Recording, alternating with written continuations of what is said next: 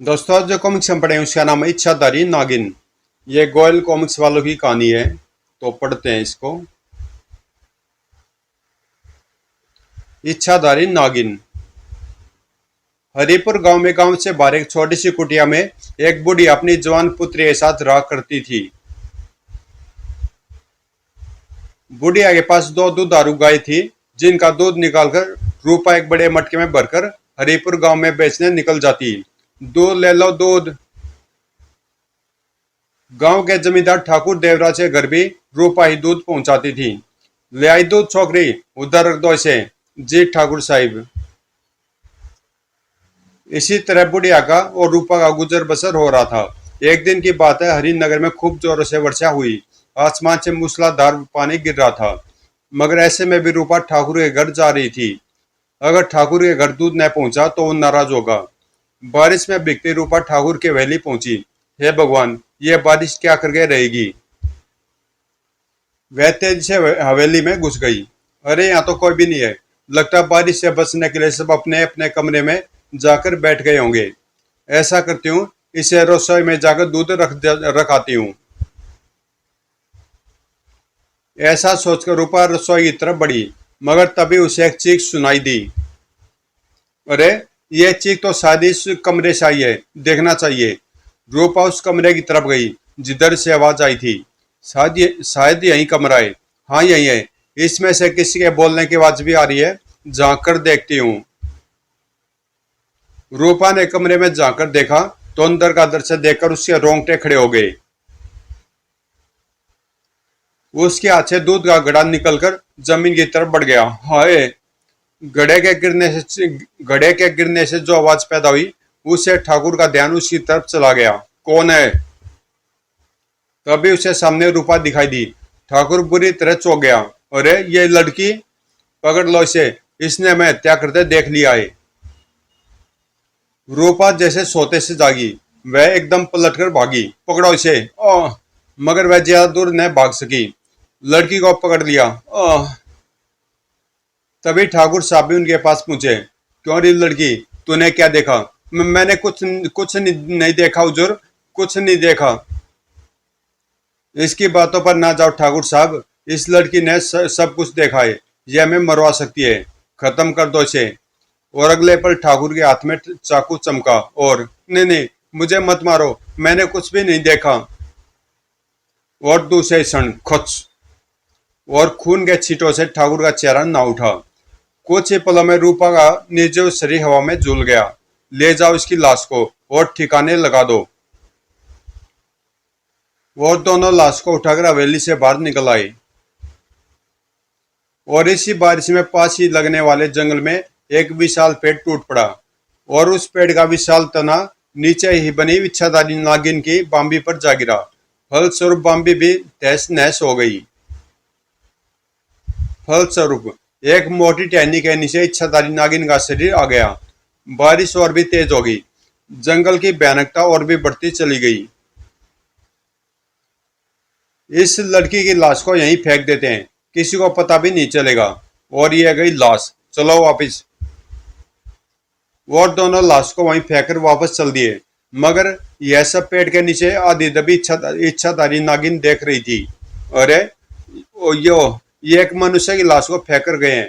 अगर मैं अपनी इच्छा शक्ति के बल पर अपनी आत्मा को इस मत शरीर से प्रवेश करा दूं, तो मैं और भी जी सकती हूँ, वरना मेरा अंत पेट के नीचे दबने से निश्चित है।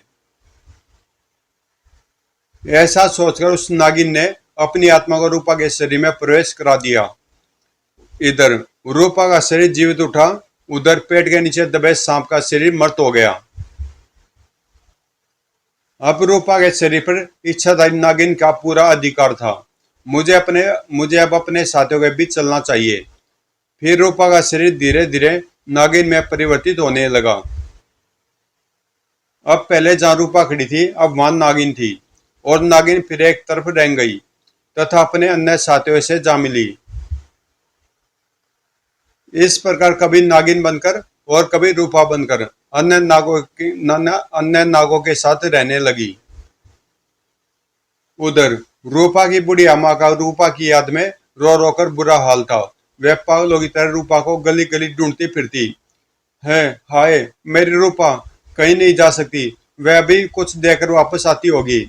बेचारी बेटी के दुख में पागल हो गई है। रूपा की माँ एक दिन रूपा को तलाशते तलाशते घने जंगल में निकल गई। मैं अपनी रूपा को जरूर ढूंढ कर लाऊंगी, जरूर ढूंढ कर लाऊंगी। वह रूपा को सोचती घने जंगल में इधर उधर भटक रही थी। तभी उसकी नजर एक पत्थर पर पेड़ के पास बैठी रूपा पर पड़ी। अरे वो रही मेरी रूपा। अरे सांप। रूपा की माँ तेज से उसी तरफ भागती जहां से रूपा नजर आई थी। रूपा, रूपा और रूपा मेरी बेटी देख, सांप ही सांप तेरे पास। और रूपा। एक मानव बात सुनकर सारे सांप अपने अपने बिलों में सरक गए और रूपा भी तुरंत एक नागिन में परिवर्तित हो और बिल में सरक गई। बुढ़िया यह देखकर हैरान थी। अरे कहाँ गई मेरी रूपा, भी तो यही यहाँ थी। बुढ़िया ने चारों तरफ रूपा को ढूंढा मगर वो न मिली। बुढ़िया वापस चल दी। मैं भी जाकर ठाकुर को सारी बात बताती हूँ, वो जरूर मेरी रूपा को ढूंढ निकालेगा। जल्दी रूपा की माँ ने ठाकुर देवराज के पास जाकर उसे सारा हाल कह सुनाया। सारी बात सुनकर ठाकुर अचंभे में रह गया। उसने रूपा की माँ से पूछा, तू ठीक कह रही है, तुझे कोई धोखा तो नहीं हुआ? अरे कैसी बात करते हो ठाकुर, मैं अपनी रूपा को नहीं पहचानूंगी, मैंने अपनी आंखों से उसे सांपों में गिरी देखा है। रूपा की माँ की बात सुनकर ठाकुर सोचा में पड़ गया। ये कैसे हो सकता है? उस छोकरी को तो मैंने अपने हाथ से मार दिया, और वो कौन है फिर जिसे बुढ़िया ने देखा? जो भी हो मुझे पता लगाना चाहिए। अगले पल उसने अपने लठैतों को वो आदेश दिया, इस बुढ़िया के साथ जाओ और देखो क्या वो सब सच है जो ये बुढ़िया कह रही है। ठीक है हुजूर। फिर ठाकुर के आदमियों को लेकर रूपा की माँ जंगल की ओर चल दी। रूपा की माँ जब सबको उस जगह लेकर पहुंची तो वहां का दृश्य देखकर सबके दिल दहल गए। अरे बाप रे, इस लड़की के आसपास इतने सांप, मुझे तो यह सांपों की महारानी लगती है। तभी रणबीर अपने साथियों से कहने लगा, खामोश नालायकों, आगे बढ़ो और इस लड़की के साथ साथ सब सांपों की छुट्टी कर दो। सब अपने अपने लठ संभाले रूपा रूपी छदारी नागिन की तरफ बढ़े। लेकिन अब उनके इरादे रूपा के शरीर में बसी नागिन समझ चुकी थी। ओ, ये दुष्ट मानव जरूर हमारा अहित करने यहाँ आए हैं, इन्हें सबक सिखाना ही होगा। तभी रूपा के मुंह से एक अजीब सी भयंकर रूप सर्प फुंकार निकल पड़ी और सभी सर्प उसका संकेत समझ गए। फू फू। और अगले पल कई सांप हवा में उड़े और उन पर टूट पड़े। हाय मेरी आंख, आह बचाओ। हैं, ये सांप तो अब इन्हें मारकर ही छोड़ेंगे। कुछ ही पलों में वहां तरफ रूपा को पकड़ने आए लोगों की लाशें ही लाशें पड़ी नजर आती थी। तभी एक सांप दूर दूर खड़ी रूपा की माँ की तरफ बढ़ने लगा। तभी रूपा के शरीर में बसी नागिन चीख उठी, नहीं, इस बुढ़िया को मत डसना। और आगे बढ़ता सांप रुक गया। रूपा की माँ यह देखकर घबरा गई और भागी, बचाओ। और कुछ ही देर में बुढ़िया ने सारी घटना ठाकुर को जाकर सुनाई। क्या बकरी हो बुढ़िया तुम, मैं ठीक कह रही हूँ, रूपा ने सबको मार डाला। ठाकुर ने बुढ़िया को बाहर भेज दिया। बुढ़िया के जाने के बाद ठाकुर ने जंगल में एक आदमी भेजा और जब वो लौटा, ओ ये तो मामला बहुत गंभीर हो चुका है, जल्दी कुछ करना होगा ठाकुर, वरना अगर उस लड़की ने गांव वालों को सब बता दिया तो हम सब मारे जाएंगे। मुझे तो यह सांपों का मामला लगता है, इसका एक हल है। पास के गांव में बहुत पहुंचा हुआ ताकि नाम का सपेरा रहता है, उसके बारे में यह बात मशहूर है कि इस दुनिया में ऐसा कोई सांप नहीं बना जिसे ताकि न पकड़ सकता हो। उसे जल्दी बुला कर लाओ। और अगले रोज, ये है ताकि। सुना है ताकि तुम सांपों को पकड़ने का व्यापार करते हो? ठीक सुना है, आप बताइए किस सांप को पकड़ना है आपने? हम जिस सांप को पकड़ना चाहते हैं वह कोई साधारण सांप नहीं है, वो सांपों की महारानी है। आप चिंता न करें, सांपों की महारानी हो या राजा, ताकि उसे पकड़कर ले आएगा। तो ठीक है ताकि, तुम किसी भी तरह सांपों की महारानी को पकड़कर ले आओ, हम तुम्हें मालामाल कर देंगे। जैसा हुक्म हुजूर का। और ठाकुर के एक आदमी के साथ ताकि उस जगह पहुंचा जहां उन्होंने रूपा को बैठे देखा था। यही वो जगह है हुजूर। ठीक है, अब तुम जाओ, मैं अपना काम अकेले में करना पसंद करता हूँ। और ताकि को अकेला छोड़कर ठाकुर का आदमी वहां से लौट गया। देखता हूँ वह सांपों की महारानी मेरे हाथ से कैसे बचती है। लगा रहने दो अकेले को इसे। अगले पल वह बीन बजाने लगा। ताकि के बीन बजाने में न जाने कैसा जादू था कि सांप अपने आप बिलों से निकलकर खींचे चले आ रहे थे। आ रहे हैं, आ रहे हैं। जब बहुत से सांप ताकि के इर्द गिर्द जमा हो चुके थे, मैं अपनी पार की निगाह से जान सकता हूँ कि अभी तक इनकी महारानी कहलाने वाला सांप नहीं आया है। अचानक ताकि की आंखों की चमक उस समय बढ़ गई जब उसने एक तरफ से लहराती आती एक नागिन को देखा। यही है सांपों की महारानी। ताकि ऐसी बीन बजा रहा था जिसके धुन पर से इच्छाधारी नागिन को अपने आप पर काबू पाना मुश्किल हो रहा था। कुछ ही पलों में इच्छाधारी नागिन मस्त होकर नाचने लग पड़ी। उफ, ये बीन मेरा अपने अपने आप से काबू पाना कठिन होता जा रहा है। अब यह पूरी तरह मस्त हो चुकी है, अब इसे अपने बस में करना चाहिए। ताकि की आगे इच्छाधारी नागिन से टकराई और वह सम्मोहित हो गई। इच्छाधारी नागिन के सम्मोहित होते ताकि ने तुरंत बीन बजाना बंद किया। अब यह पूरी तरह मेरे बस में है, हा हा हा हा। तुरंत ही ताकि ने अपने थैले में हाथ डालकर एक पिटारा बाहर निकाला और अगले ही पल उसने इच्छाधारी नागिन को पकड़कर पिटारे में रखने लगा। अब नागिन पिटारे में बंद हो चुकी थी। अब मैं इस नागिन को ठाकुर को सौंपकर ढेर सारा धन प्राप्त कर लूंगा। और ताकि पिटारे में बंद नागिन को थैले में डालकर ठाकुर की हवेली की ओर चल पड़ा। थोड़ी देर बाद ही ताकि इच्छाधारी नागिन के साथ ठाकुर देवराज के सामने उपस्थित था। ठाकुर ताकि को अपने सामने देखकर चौंका। ये लो ठाकुर, आपकी सांपों की महारानी को पकड़ लाया हूँ। क्या इसी पिटारी में इच्छाधारी नागिन बंद है जो अपना रूप बदल लेती है?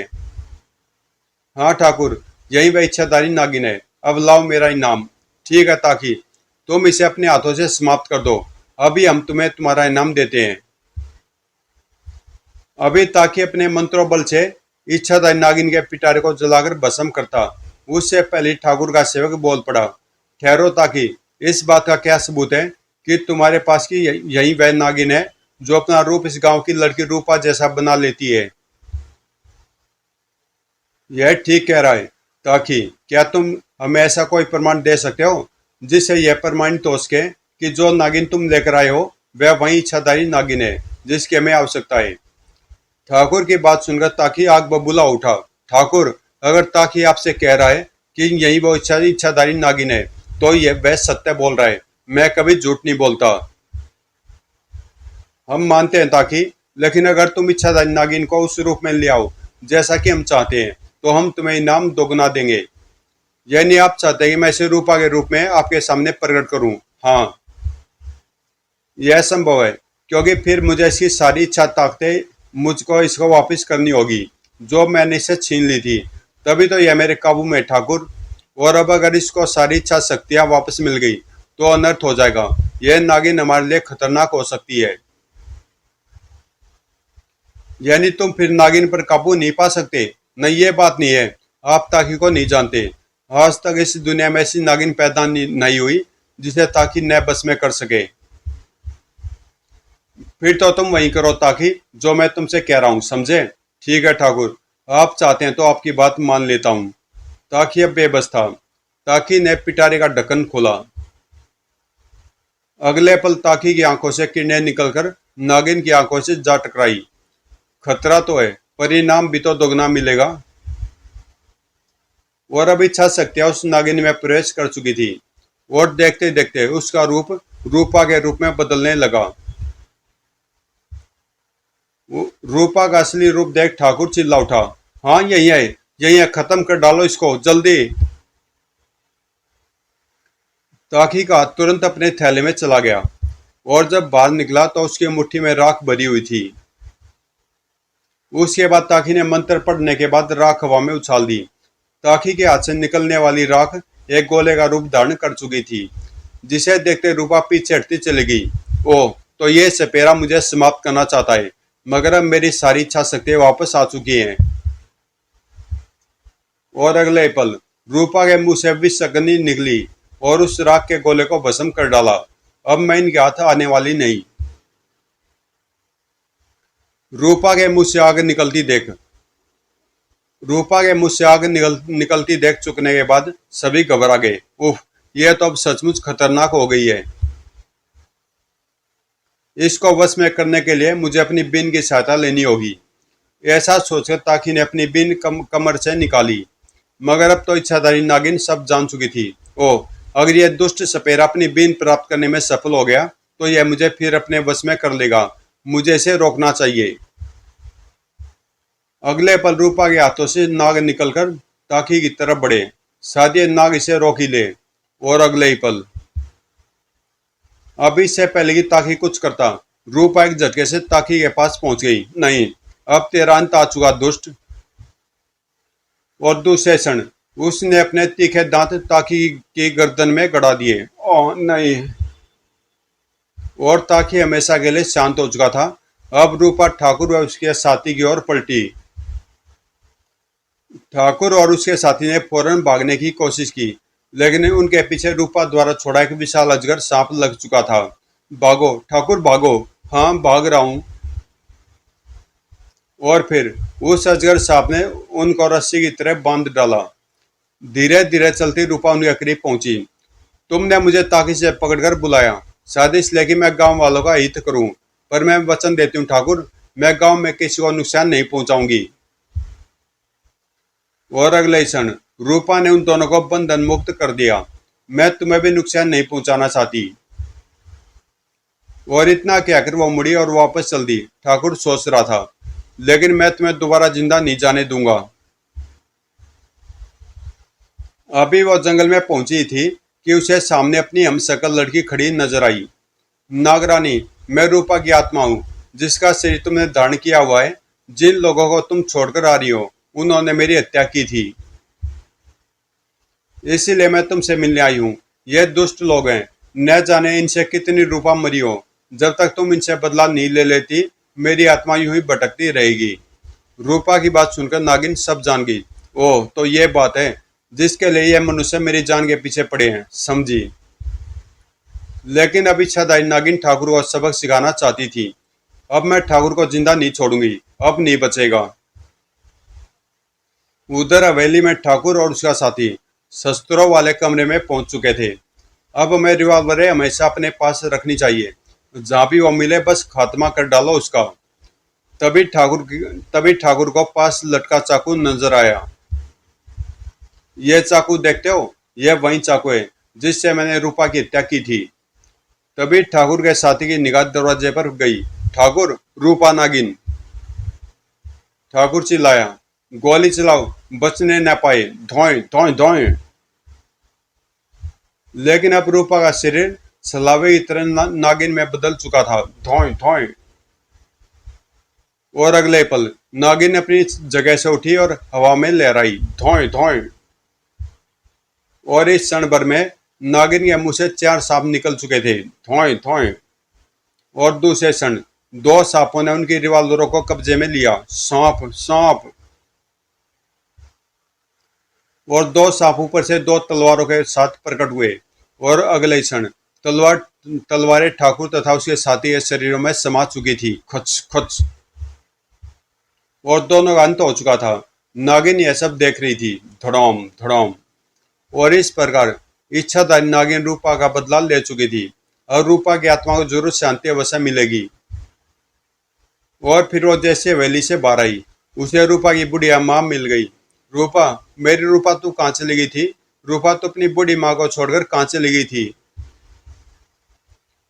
अब रूपा के वेश में इच्छाधारी नागिन सब कुछ जान चुकी थी। ओ, तो ये उस लड़की की माँ है जिसके शरीर में मैं वास करती हूँ। अगर मैं इस शरीर को छोड़कर चली गई तो यह बुढ़िया समाप्त हो जाएगी तथा इस शरीर के बिना मेरा अंत हो जाएगा। और अगर इस शरीर को साथ लेकर चली जाऊं तो भी यह बुढ़िया वियोग सहन नहीं कर पाएगी। फिर इच्छाधारी नागिन रूपा बनकर बुढ़िया के साथ रहने लग पड़ी। तू मेरा कितना ख्याल रखती है रूपा, लो दूध पी लो। एक दिन एक साधु भिक्षा मांगने आया। अरे ये तो नागिन है, ये मनुष्य वेश में कैसे? सच्चाई क्या है? लो बाबा। साधु अपनी दिव्य दृष्टि से रूपा के बारे में सब कुछ जान गया। बेटी जा तेरे शरीर में नागिन की आवाज खत्म हो बेटी जा तेरे शरीर में नागिन की आवाज खत्म हो और तू मानव बनकर रहे। साधु के वरदान से नागिन को मनुष्य योनि मिल गई और वह अपनी माँ बुढ़िया के साथ सुख से रहने लगी। जय शिव शंकर, जय शंकर। समाप्त। तो दोस्तों ये कॉमिक्स यहीं पे समाप्त होती है। सिंपल सी कहानी थी, लेकिन इस कहानी में ये देखा मैंने, जितनी भी गांव की कहानियां होती हैं कॉमिक्सों में या कहीं भी, उनमें विलेन हमेशा ठाकुर ही होते हैं। और ये फिल्में हो या कॉमिक्स हो या कुछ भी हो, कई फिल्में भी ऐसी, जैसे आज का अर्जुन है और भी बहुत सारी हैं, तो इनमें ठाकुरों को ज़्यादा विलेन क्यों दिखाया जाता है। चलो कोई नहीं, तो यहीं पे होती है कॉमिक्स ख़त्म, और मिलते हैं किसी अगली कॉमिक्स में।